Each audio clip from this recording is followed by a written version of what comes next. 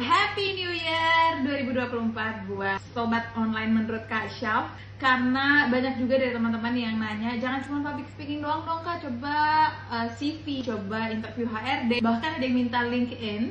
Jadi aku akan coba pelan-pelan masuk dari materi terkait dengan CV. Kita masuk ke tema CV Mastery Guide. Kamu jangan sampai ketinggalan kelas online perdana bersama Syafinas Nasyar.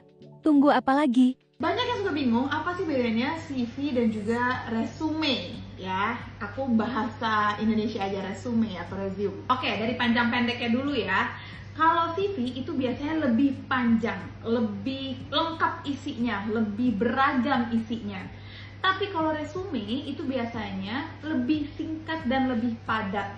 Jadi kalau bisa dibuat dalam satu halaman dan itu sudah menggambarkan satu CV kamu. Nah, itu resume. Nah, kalau dari tujuan penggunaan, ini aku riset ya.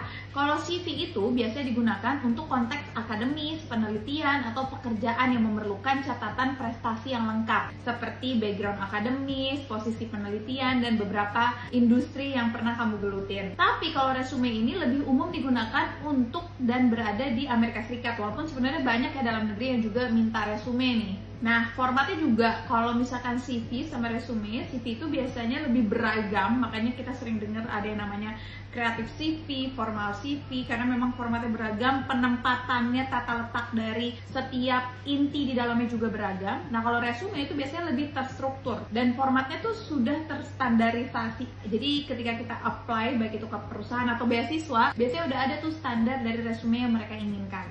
Nah, penekanannya kadang juga beda nih. Kalau CV itu cenderung penekanannya ke riwayat pendidikan, terus proyek yang pernah dilakukan, penelitian, gelar pendidikan, itu lebih banyak tuh di situ.